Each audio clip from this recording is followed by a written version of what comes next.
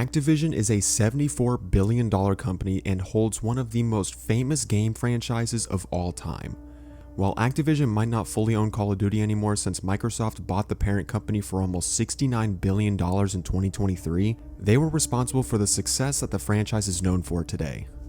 However, in recent years, this incredible game franchise has become laughable as fans continuously pour out their problems and frustrations with the newer Call of Duty games. It's gotten so bad that some fans of the franchise have quit playing entirely, and most of the ones that have stayed are still complaining to this day. So how did this multi-billion-dollar company ruin its most profitable game franchise? Is it fully Activision's fault that these games have turned into a frustrating mess? And most importantly, when did this all start to go wrong? That's what we'll be discussing in this video, but before we begin, don't forget to subscribe. To understand how Activision grew to be one of the most prestigious game developers of all time, we have to understand where it all began. Activision was founded on October 1st, 1979. Around this time, video games were still in their infant stage. Most games at the time were still played on arcade machines since the at-home game consoles were still quite expensive to own. Some popular titles at the time were Space Invaders, Asteroids, and Star Raiders. I guess people were into space back then. Activision, being a brand new competitor on the block, wanted to scoop up as much of the market as they could, but it was definitely going to be difficult if they released arcade games since there were already so many popular titles out there. The market for at-home gaming, however, was mostly untapped other than what was already coming with the game consoles when you bought them. This led Activision to develop its first games on the Atari 2600, including titles like Dragster, Fishing Derby, Boxing, and Checkers. These were among the earliest third-party games ever made and helped shape the modern gaming industry by proving that independent studios could create and publish games outside of console manufacturers like Atari. Before Activision came along, the only games made for at-home consoles were made by the console manufacturers themselves. It was only when ex-Atari developers David Crane, Larry Kaplan, Alan Miller, and Bob Whitehead left the Atari company due to a prolonged lack of recognition and royalties. They figured if they couldn't influence Atari to make their work environment better, they could just build their own company, structured on better morals and hopefully surpass Atari's success. With the launch of Activision's first few games, they destroyed the monopoly that game consoles had on the video game market. Thankfully, Activision's launches were huge successes, and the company began growing extremely fast given how small the market was for their games. Seeing this success, tons of new game developers started to come into the light and be part of this massive untapped market that Activision had founded. Even with the massive success Activision was seeing, they made sure to stick to the morals they started with. With every new game published, they had the developer's name printed right on the game's box, giving the developer the recognition they deserved. The games that were being published were incredibly innovative at the time. A popular example is Pitfall, which introduced a side-scrolling feature that allowed the player to have access to a larger playing field. Activision had set new expectations for what at-home games should look and feel like, and this encouraged other developers to get creative as opposed to just trying to recreate games that already exist with a few tweaked details. This helped games look unique and interesting in their own way, allowing a large variety of games for players to enjoy. Within a few years, Activision had set an incredible brand image for its company. Their games were associated with quality, leading players to buy games based on studio trust. This eventually became standard for gamers act nowadays, with some of the biggest game studios like Rockstar having millions of dedicated customers. We all know when Rockstar drops a game, it's gonna be good, even if we have to wait over a decade for sequels. Brand trust back then was huge because it allowed Activision to hold on to a lot of the market, which only boosted their growth even more. This model of the Activision company was so successful that Atari even tried to sue them for trade secrets, but Activision ultimately won the case. Other companies soon followed like Electronic Arts, Capcom, and Ubisoft, and the gaming industry grew to its full potential. Activision continued to flourish in the gaming industry for over 2 decades, and soon came the moment when the world entered the 21st century. The internet had been around for almost 2 decades by the year 2000, but it was still in its early stages. No one had figured out its true potential yet, but the new century had people hopeful. The game industry was already hard at work on developing games using the internet, but little did anyone know that the already huge company Activision was going to soon release their biggest game yet. Fast forward a few years and it's 2003, and Activision publishes a game called Call of Duty, developed by Infinity Ward.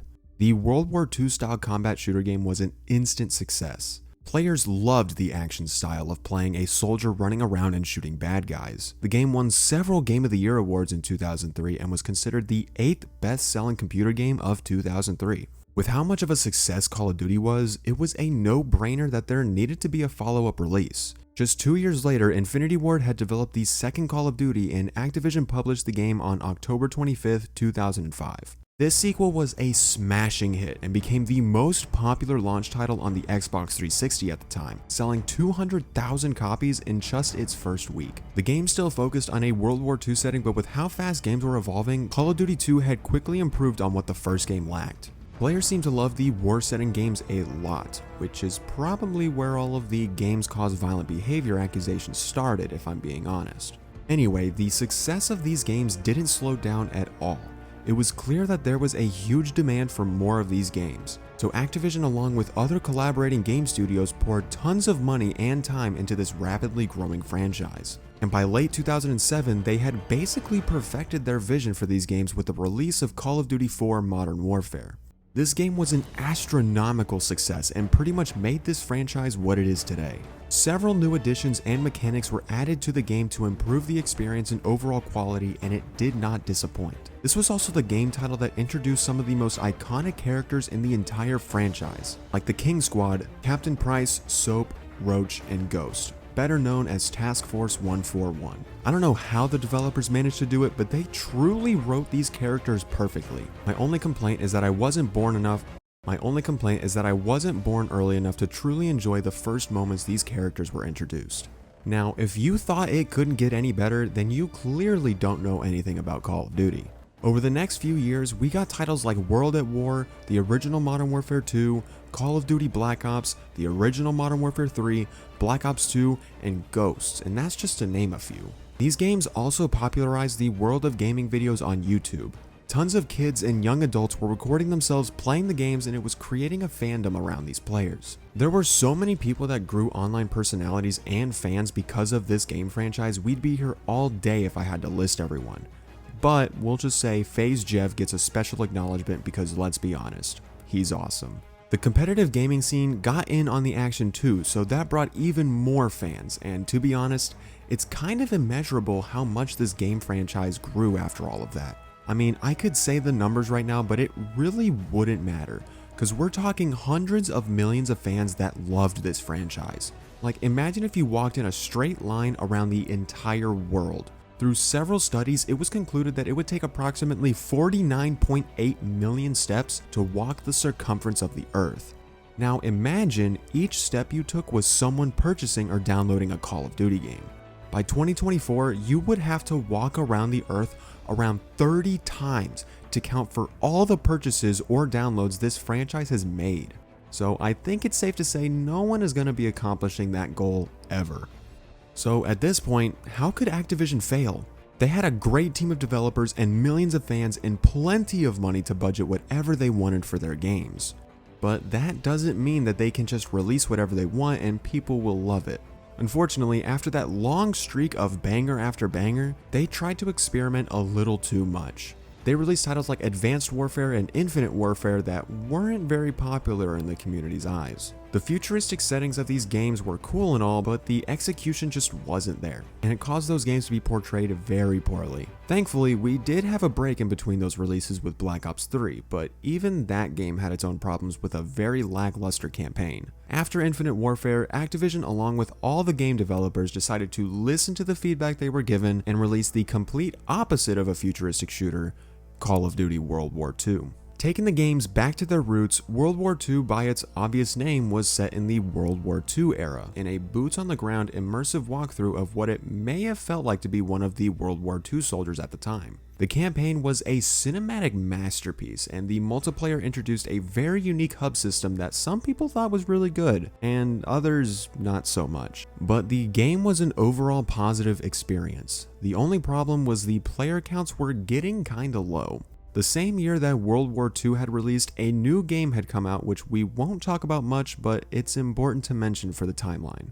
Fortnite started to take off in popularity in World War II's lifespan, which took a lot of FPS players away from their prime games temporarily to try out this new phenomenon. The Battle Royale style of Fortnite had been done before in previous games like PUBG, but something about this game was just different. Activision had noticed the popularity of this new format and began to inform their developer teams who were working on the next game. Treyarch was tasked to make a new Black Ops game titled Black Ops 4, and with this new information in mind that the Battle Royale format was taking off, they decided to try their own form of it. This mode was going to be called Blackout, and the initial trailers of the mode looked fantastic and got a lot of people excited to jump back into the Call of Duty universe. But when Black Ops 4 released, Blackout wasn't taken very kindly by the fans. Players felt it was a rushed and unpolished game mode that felt clunky and overall not enjoyable.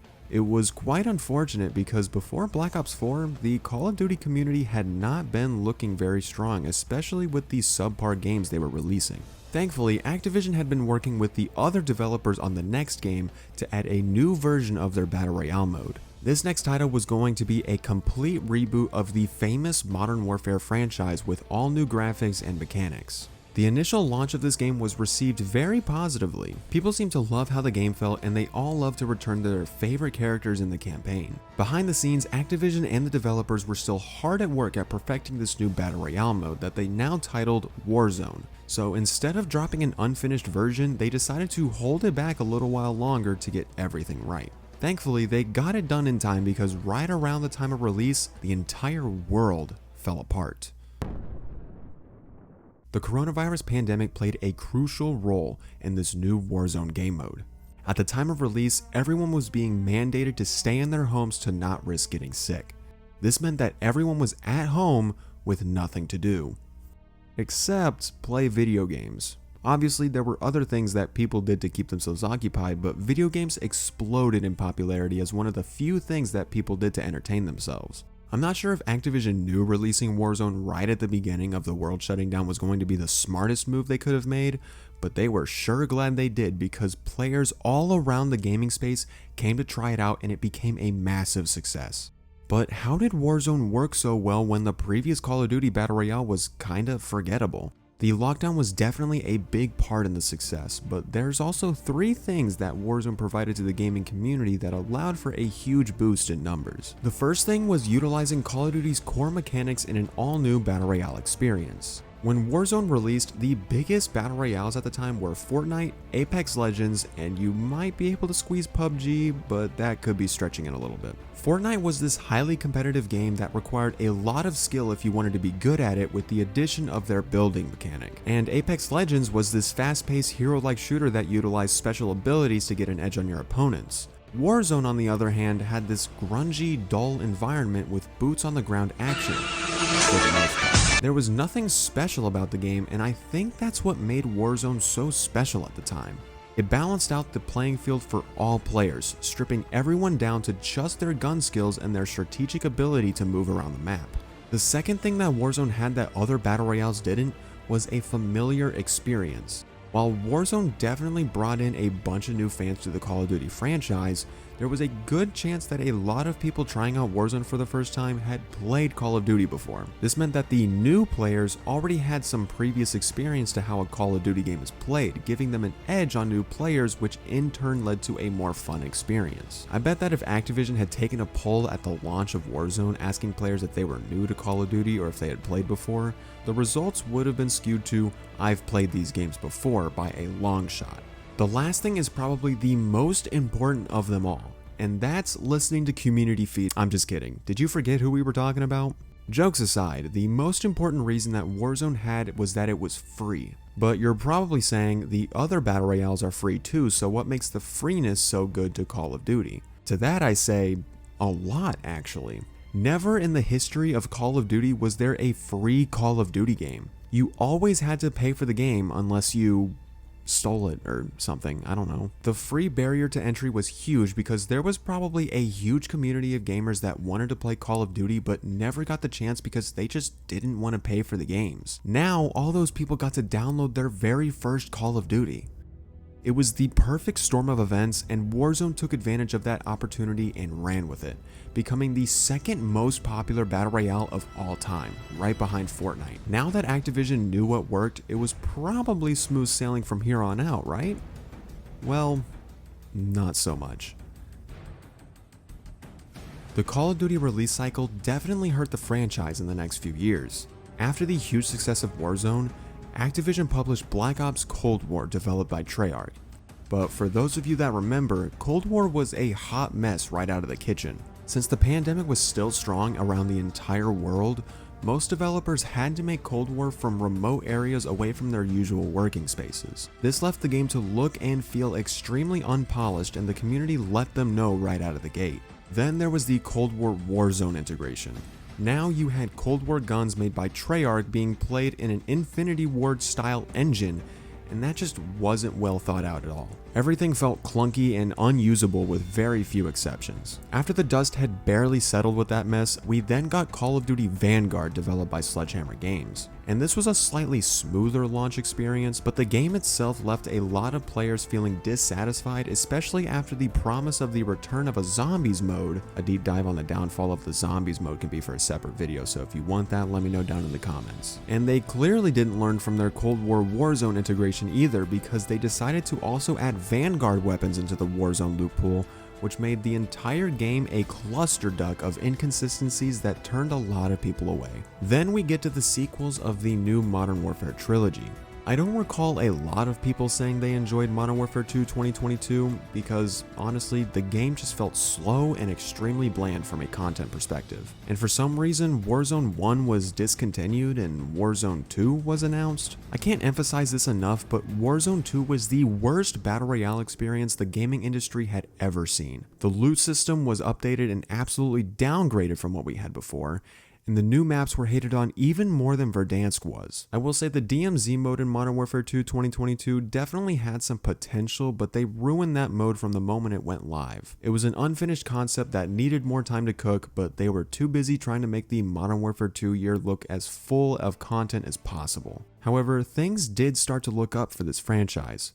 When Modern Warfare 2 2022 was announced, Activision along with the developers announced that from now on there was going to be a change in the launch schedule for future games. Now, instead of a new Call of Duty game every year, it was now going to be every other year, some smaller remastered games releasing in the years between. This sounded like a good idea, but with the release of Modern Warfare 3 2023, that bi-yearly schedule just made no sense.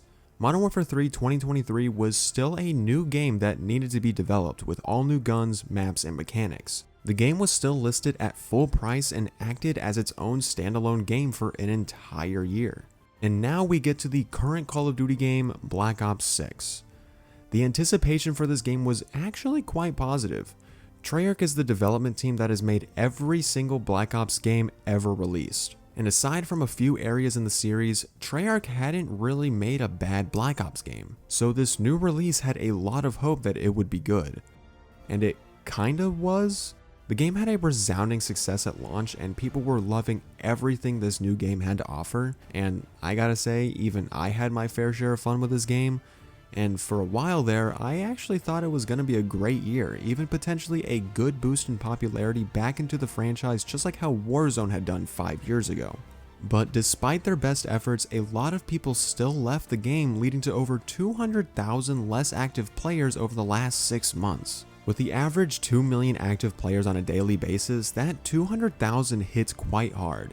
Especially if you consider that just a few years ago, the active player count stood around 2.5 million daily players. And now just recently, we just got a teaser for the next Call of Duty game, Black Ops 7, and a bunch of people are saying they're hyped about it, but the infamous Call of Duty cycle has yet to fail for all the new releases for years. So I think everyone is pretty certain the same will happen for this game, even if it bears the Black Ops 2 timeline. So why hasn't Activision pumped the brakes on what they're doing to refocus their attention on what made their franchise so good back in the day? To answer that question, I made a list of 3 reasons, and to be honest, I'm not surprised that there's been little to no change. For starters, Activision is just greedy. We've all noticed how much these newer games try to push the store items to force us to spend even more money on the game after purchasing it. Most of the time, if not all of the time, When you load up any of the game's menus, you get hit with a giant pop-up ad for a bundle that's in the shop going for $20 or more. And let's not forget about the Teenage Mutant Ninja Turtles bundle going for like, what was it, $80, $90 or something crazy like that. I don't know who's spending their hard-earned money on these cosmetics unless they're content creators, because I genuinely see no value in this stuff. At least for games like Counter-Strike, there's a secondary market for special weapon skins. For Call of Duty, this stuff is yours and yours alone. And get this, once the new game drops, you'll never see that stuff you bought again. Unless you count the Modern Warfare 2 to Modern Warfare 3 conversion where you still got to use your Modern Warfare 2 stuff. But Modern Warfare 3 was already basically just a DLC to Modern Warfare 2, so that doesn't count. Once Call of Duty 2026 drops, not Black Ops 7, say goodbye to everything in your Black Ops 6 locker because you'll never get to use it again. This system absolutely sucks because they're just taking even more of our money and then discontinuing the stuff we buy by the time the next game drops. Another thing everyone is pressed about is the game system itself. For years now, people have complained that skill-based matchmaking, or SPMM for short, has ruined the fundamental experience for a lot of players. It hasn't been a gamble of either getting a lobby with noobs or getting a lobby of CDL pros on every drug imaginable practicing for the World Championships in a long time. I think the last time there was no SPMM in a Call of Duty might have been Black Ops 4, or at least it was the last game where SPMM was at its weakest. But since then, SPMM has been a major issue in how players experience the games. Skill-based matchmaking, in short, matches you with players of similar skill. Doesn't matter if they're halfway across the country, as long as they have similar skill to you, they can get in your lobby. This not only leaves room for a ton of connectivity problems, but most importantly, it ruins every aspect of having fun. When you play video games, you're not supposed to have to try in order to enjoy yourself. And if you like to be better than everyone else and try your hardest to be the best of the best, that's what the ranked mode is for. That is the only place where skill-based matchmaking should be present.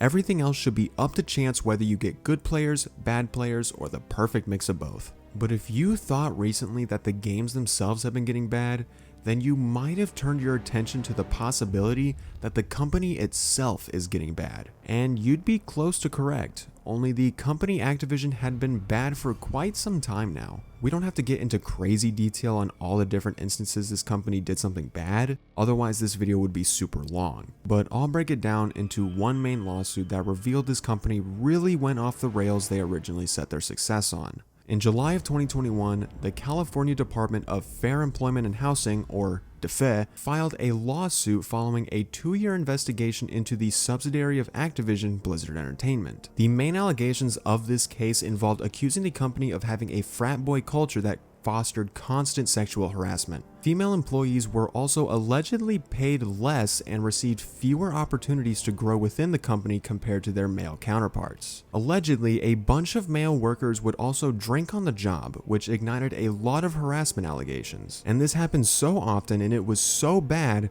that there was a female employee who ended up dying by self-harm after sexual misconduct by a supervisor. So not only were the employees messed up, but the people in charge were as well, which made it a really difficult situation to work in. After a lot of these allegations were made public, a bunch of employees started to speak out about their own horror stories, but the Activision Blizzard higher-ups played down these complaints as distorted truth or just straight up false accusations. This made the company look really bad because if both sides are accusing the other of wrongdoing, one of them has to be right. And anyone with a sound mind would see multiple employees saying the same thing, and the big moneymaker basically saying cap. In the end, there was a settlement of around $18 million and potentially some confidential agreements of other compensation, but there's still lawsuits pending made by individual employees looking for their own justice. And even though Microsoft purchased Activision Blizzard, I can bet that there's probably a lot of Activision higher-ups that may still be around pulling the same stuff they've been doing for years. At the end of the day, people are still going to be playing Call of Duty until the very last minute the final game's servers are up.